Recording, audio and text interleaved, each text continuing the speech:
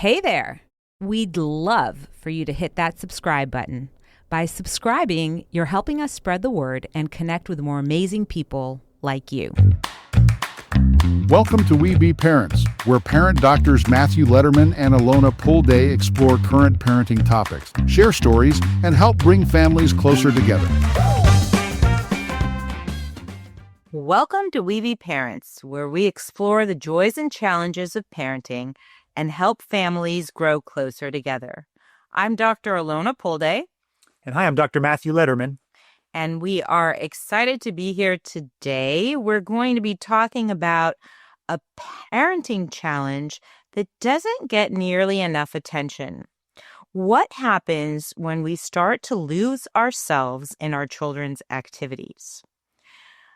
If you've ever introduced yourself as a soccer dad or dance mom and realize you're not sure who you are beyond that role, this episode is for you. But before we get started, don't forget to subscribe to the podcast. We tackle real everyday parenting challenges every week, and we want you to be part of this journey with us. So please subscribe now so you never miss an episode. So how you doing, Matt? I am doing well. I'm on a improv kick these days. So I've been improving by myself with the kids randomly. I don't know why, but there's something fun about this play, and it actually ties into this episode a little bit about finding my own play versus just playing with the children. Yes. And I imagine that feels really great on many levels. Yeah. I mean, have you ever been the parent who gets too caught up in the kids' activities? Would you ever identify her? Or am I now? I'm giving you a little out, but you know, have you ever identified? Yeah, I think it's not like we are or we aren't, but sometimes we can really identify as that parent. When I said initially in the introduction, this episode is for you, I really meant for me. Because yes, in fact, so our daughters are 11 and 13 and very much into musical theater. And I love musical theater. It's my guilty pleasure. If I had any talent at all, I would be a theater actress. Sadly, I do not. So I am living... You have talent. Come on. Not in that realm. So I am living vicariously through my daughters who got the nudge from me to explore musical theater. And I'm really excited that they are loving it of their own volition. But I can definitely relate to pushing them in that direction. In fact, I remember our little one, Jordan, at one point didn't want to do it. And I know how much she does not like doing sports. And so I said, oh, yeah, no problem, Jordan. Let's quit drama and pick a sport you want to do. And I remember her face. She looked at me, her face fell, and begrudgingly she said, fine, I'll do theater. So I knew where that was headed. I knew how that was going to end up. And it was, you know, if I reflect back on it, I think there was a lack of differentiation about what I wanted for her and what I kind of wanted for myself. So yes, I have been there. I am there. And this is a very relevant topic for me. Yeah, and it can happen a lot. It can happen for academics. It can happen for sports. It can happen for other extracurriculars. For me, you know, sports was never. In fact, I was happy when we had two girls because I wouldn't have to teach them how to catch a baseball. Which I mean, and I have these horrific memories from gym class, and I was on the softball team, and the part of the field where you don't ever get the ball, and I was just constantly begging God to not have a pop fly out to me because I would get under it and I'd be like, I got it, and then it'd go right over my head. Everybody's yelling at me. So I was, thank God, so I'm not the guy that's like teaching their kids and living through their baseball or football or basketball. In fact, karate was something I did. and I really excelled in karate, but we tried to get the kids into jiu-jitsu, and that lasted about 20 minutes. First time they were pinned down, and we're done. Exactly. They're like, we have to wrestle, and these suits are ugly. And, Yes. and I don't want to be, these people are sweating. So that lasted about 20 minutes. So anyway, I don't have some of the same challenges, but I can definitely relate. And then even academics, helping kids do something and you're treating it like a project's going to be, part of the NASA space launch versus like it's just, a third grade project. Exactly. So, and I definitely heard the kids say, "Dad, it's good enough." And keep going. I'm like, but we just do this. Dad, it's good enough. Mm-hmm. So that's when I know I'm slipping into that other role. Yeah. Well, that is exactly what we're talking about today, because it really does start with good intentions. We all have these great intentions. We love our children. We want them to succeed. And we invest the time, energy, and emotions into their activities. I think that the challenge is that over time, it's almost like something shifts. Our own sense of identity starts to get wrapped up in their journey. And that's especially so if we, in any way, shape, or form, resonate with the direction that they chose.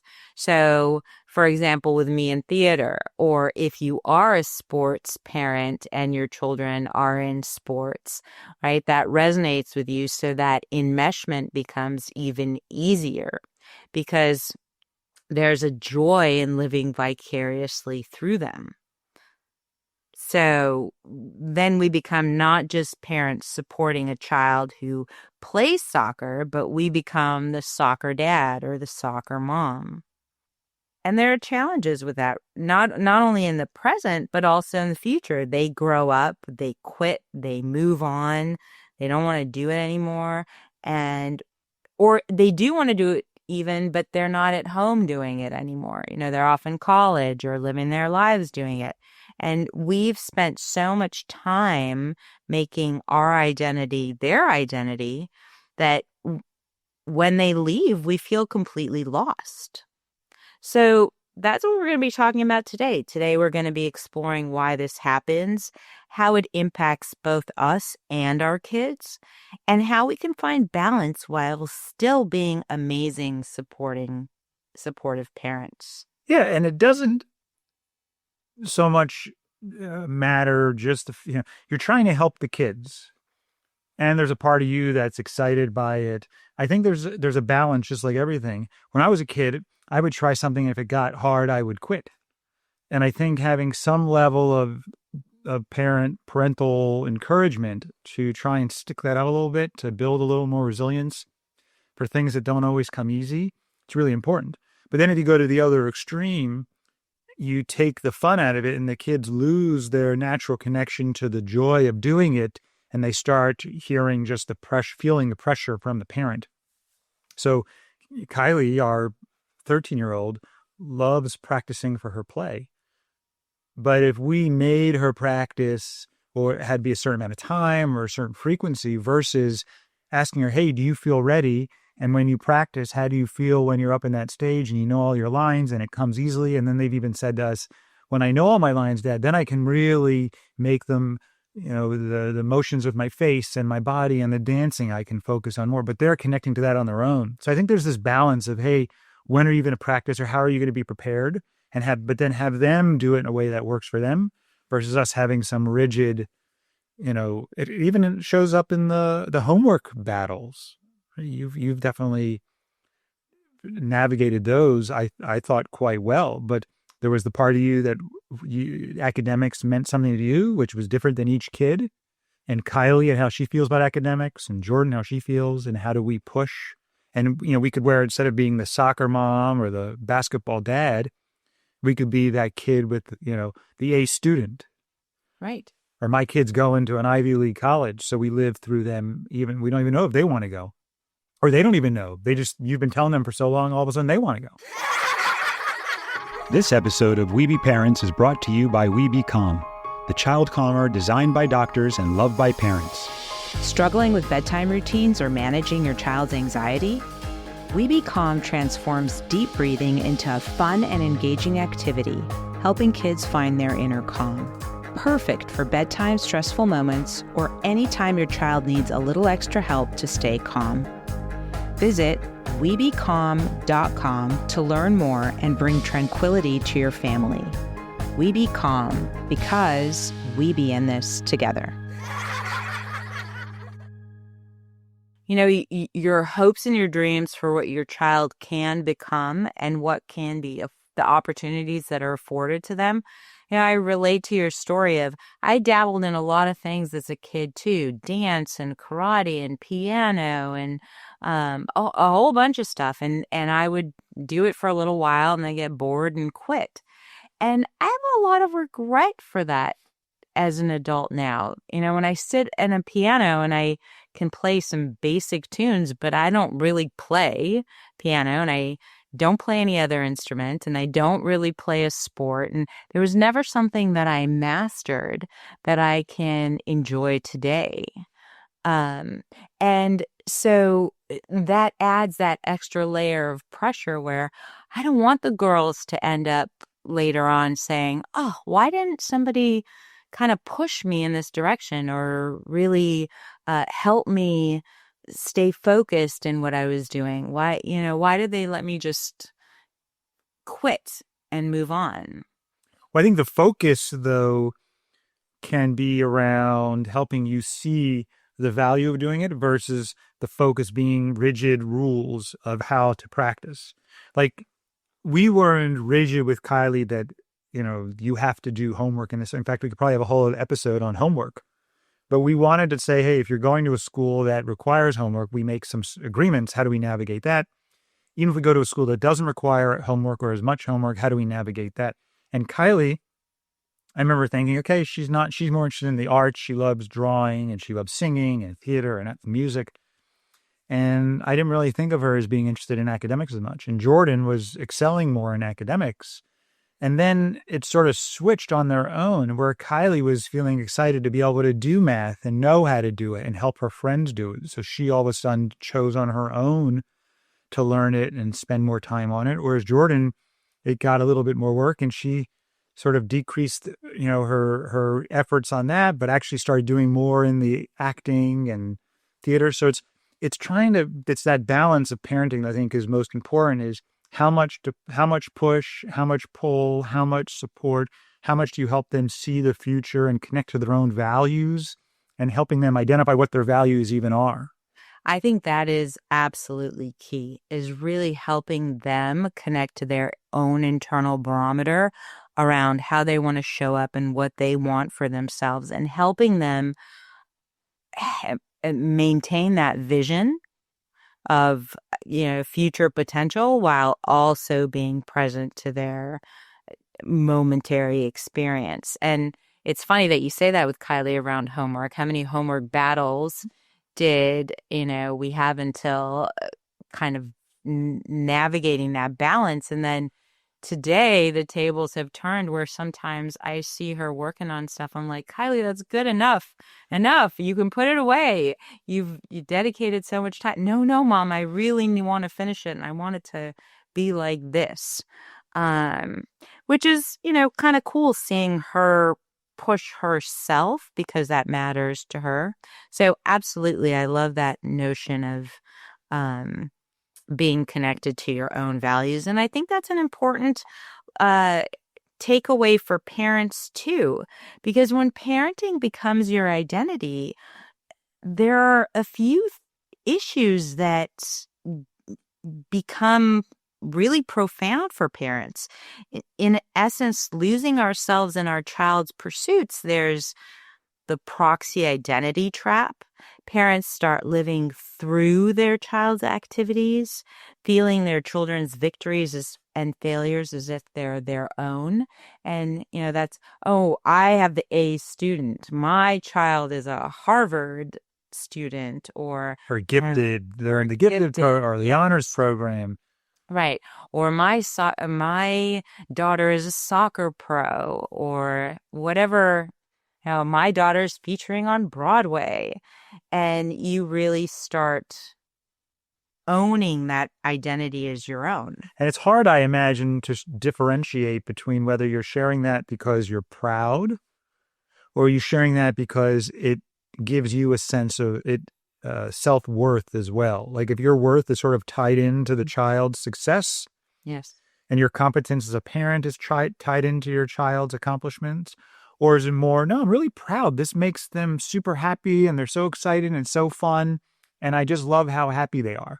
Yes. That's about celebrating your child. The first is more where you're starting to enmesh a little bit. Yes. And that really sends you into an emotional roller coaster too, because as long as they're doing well, you are doing well. But if they start to not do so well, then all of a sudden that's a reflection on you as well. And you have that, with a gifted child who is suddenly struggling academically. And the parents are almost embarrassed by that. How could their bright child be struggling? Or your child gets on stage and messes up completely. And you're that parent whose child messed up. It's like, do you have a static definition of your child, or is it dynamic? In nonviolent communication, we talk about labels being static versus how they are in the moment is dynamic. So if you think you have an intelligent child, that's a static definition. It's almost like a label.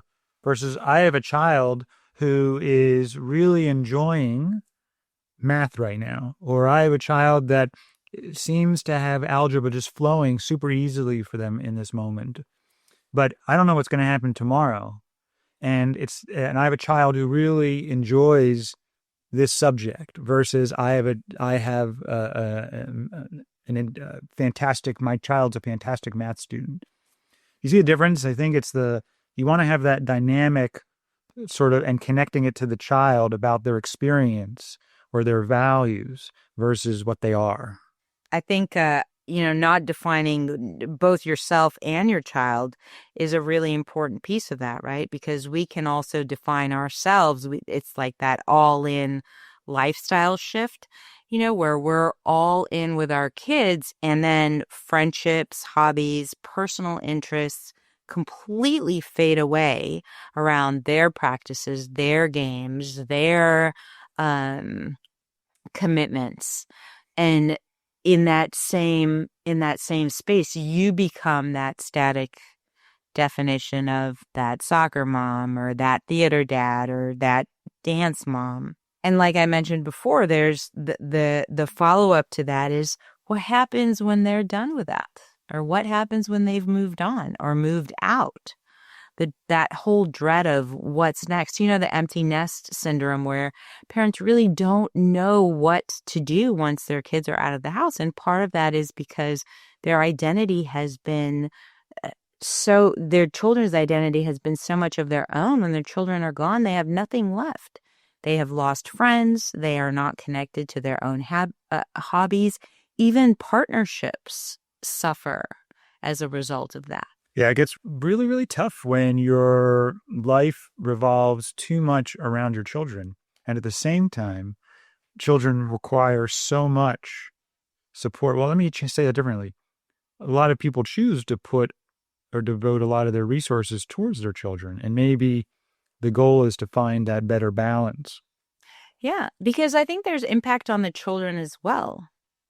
Children start feeling like they're responsible for their parents' happiness or their parents' own identity, and it leads to stress and burnout. I remember one of Kylie's friends, actually, her dad was a soccer player when he was younger and just pushed her into soccer, and she actually loves soccer, or she loved it.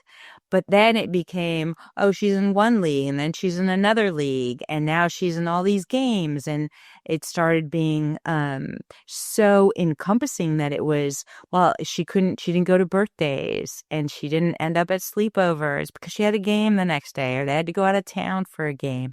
And it was so pervasive in her life that she at one point wanted to quit, and the dad got so upset.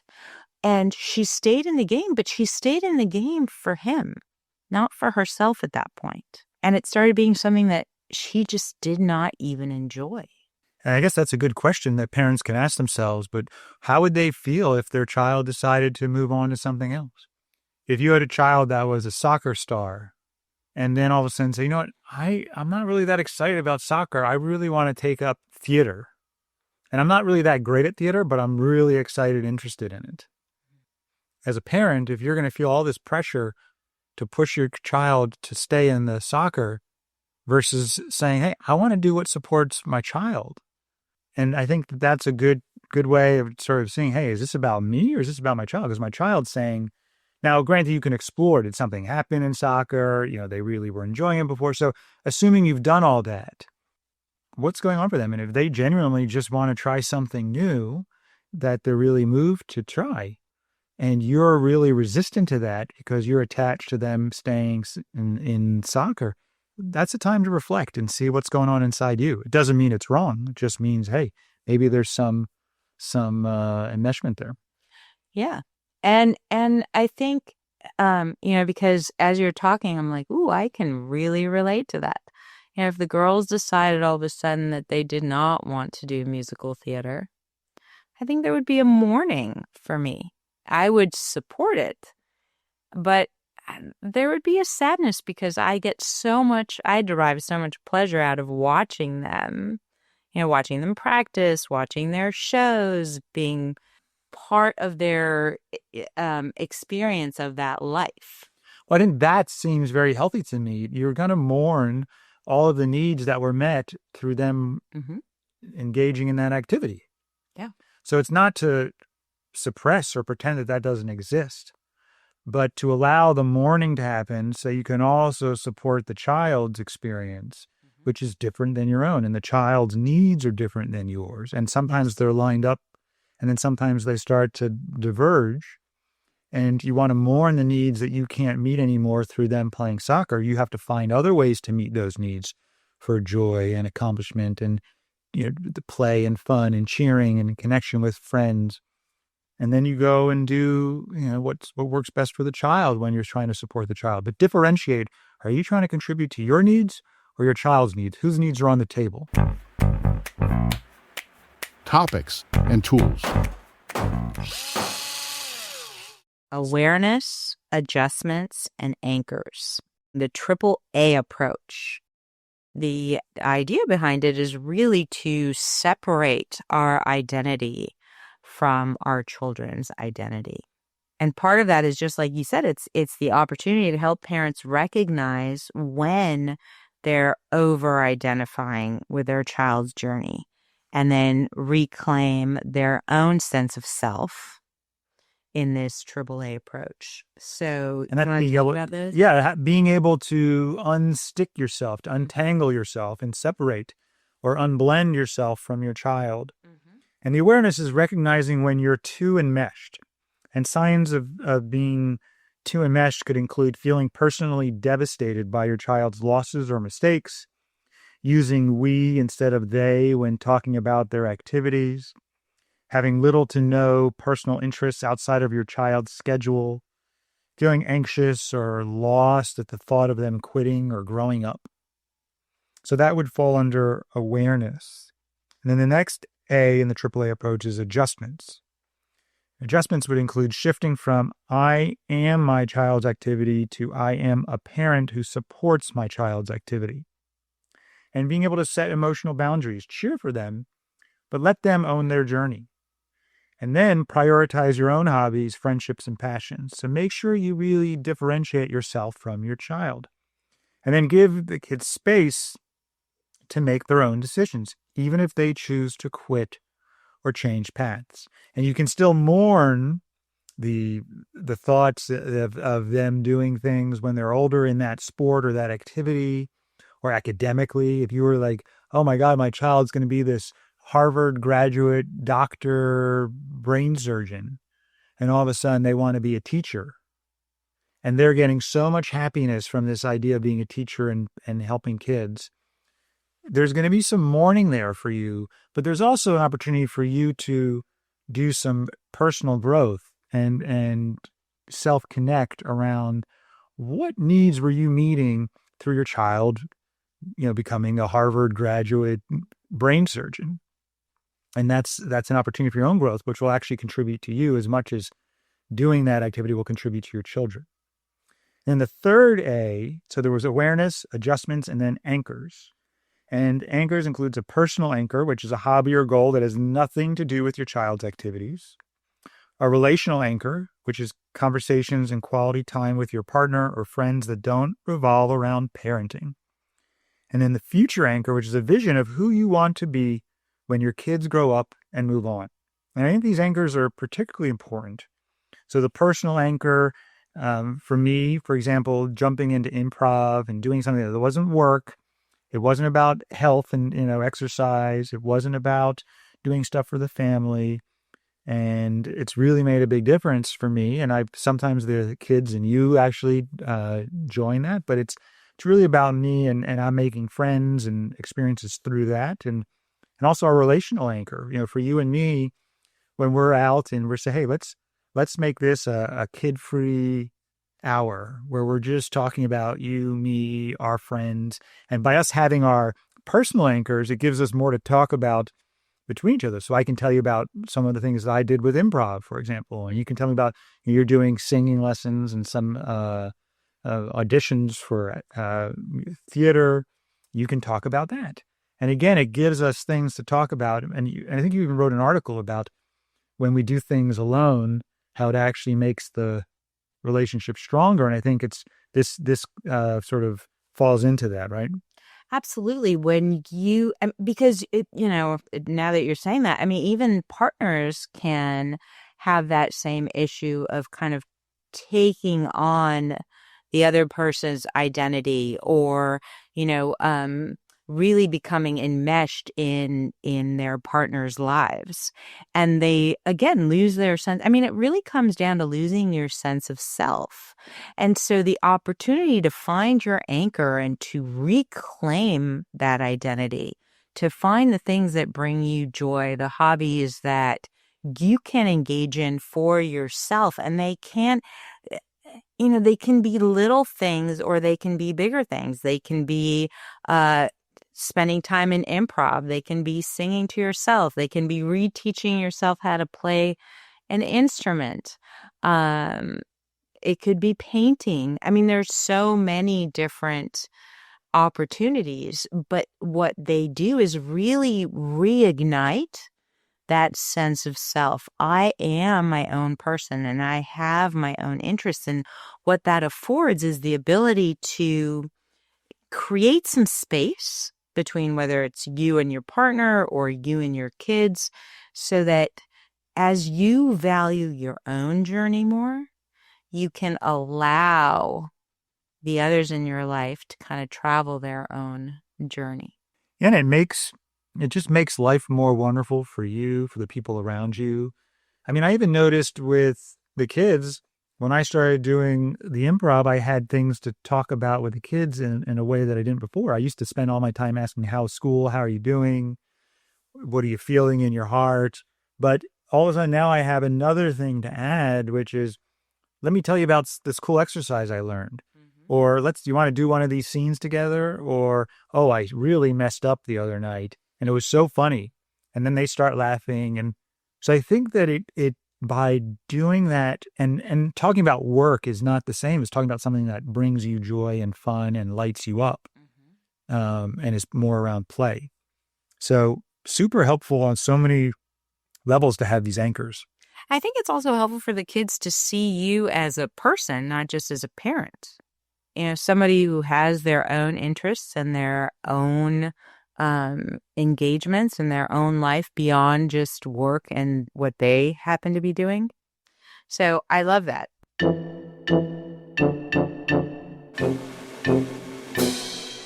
No skills to pro skills.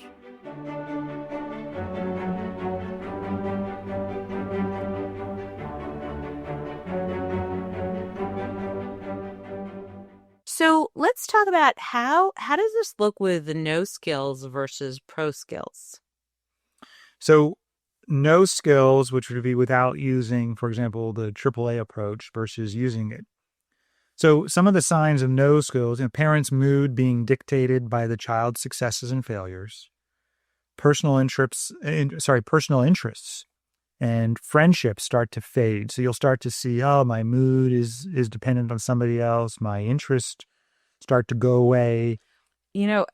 That is one. And then the other one, I imagine, is the opposite of that, which is your friend groups are all are the soccer parents or the theater parents, or they're no longer your group. It's the parents of the group of the kids. Exactly. And then the child, one of the challenges is that kids start to feel pressure. Children can start feeling responsible for their parents' happiness and identity, leading to stress and burnout. And even if they don't say it, they energetically will feel it and take on that responsibility.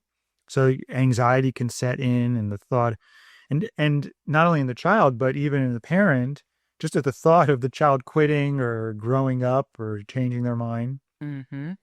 And then the parent pressuring the child to continue even when the child's ready to move on. So all of those are signs of no skills versus pro skills. So you mean when I told Jordan that she either had to continue drama or pick a sport? Yes, that was an example of no skills, my friends. There we go. All right.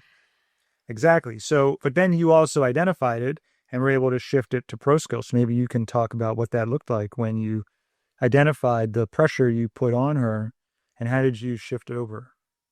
Well, let's check. Have you shifted over yet? We just kind of we're going to call that back up. We're going to call Jordan and we're going to call her into the show here. Well, what would it look like if you did? What would it look like?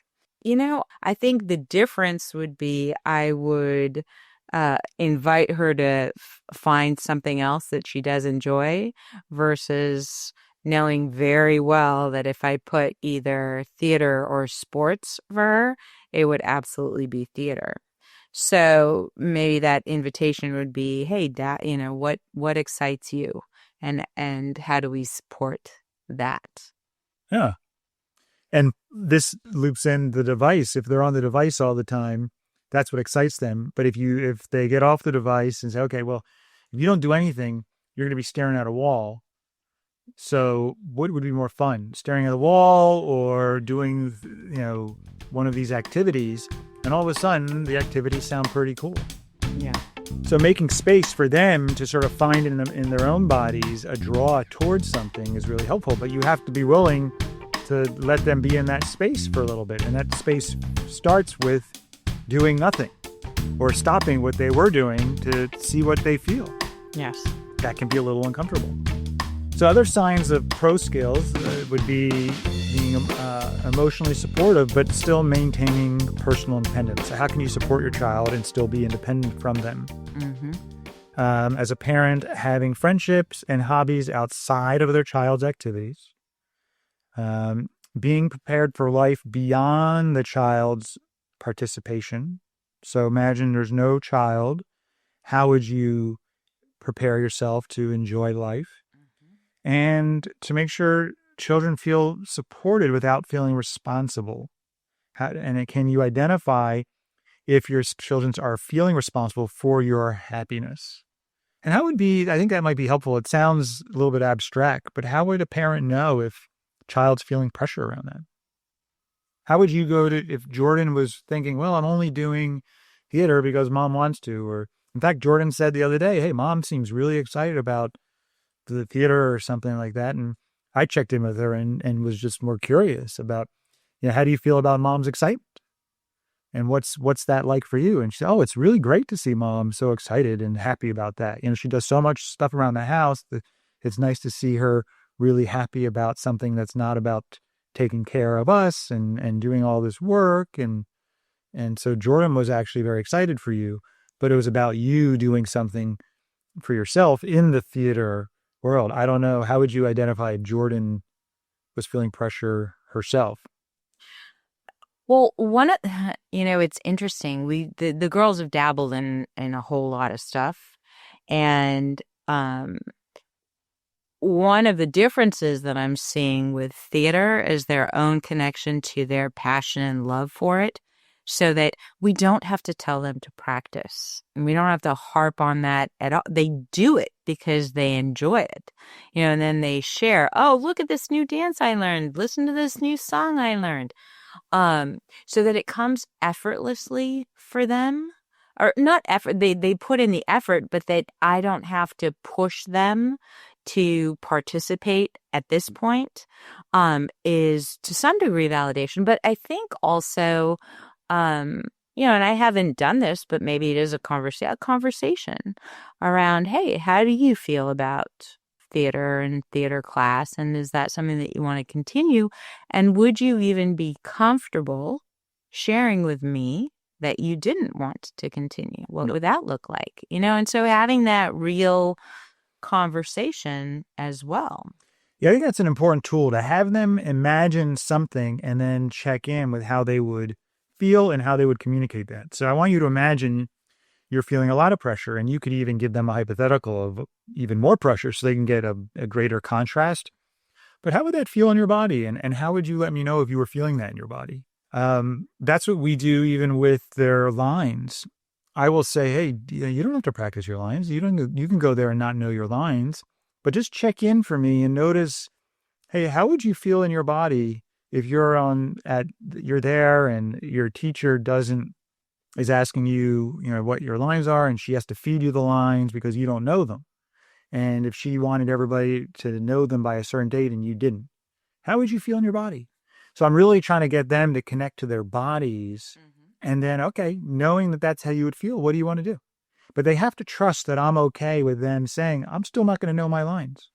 And there might be times where you have to let them go in and then say, okay, you didn't know your lines. How was that for you? And they might come back and say, oh, it was great. Nobody knew their lines. I didn't want to be the only one that knew my lines. Almost.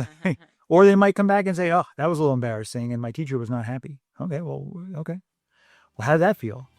So it's, again, really trying to get them connected to their own body, their own intrinsic values, and their own internal guidance system.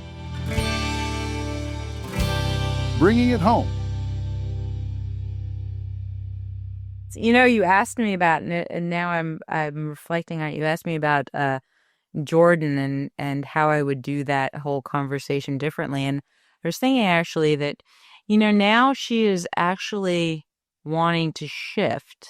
She wants to shift from musical theater to just acting, not the singing and dancing portion. And I have been supportive. And not that I'm looking forward to auditions and all of that stuff as far as supporting her, but that seems like a transition that has been significantly more comfortable for her. So maybe there's some of this happening subconsciously that is giving her a little bit more space to pursue a little bit of a different venue. Yeah, it's a good point. That is something that you've been doing with her, and she's really passionate about it, and she's been taking the initiative to put things together to get that ball rolling. Mm-hmm. And she's passionate about it. So how would we bring it home? Explain it, invite it, model it, and practice it. So what does explain it look like?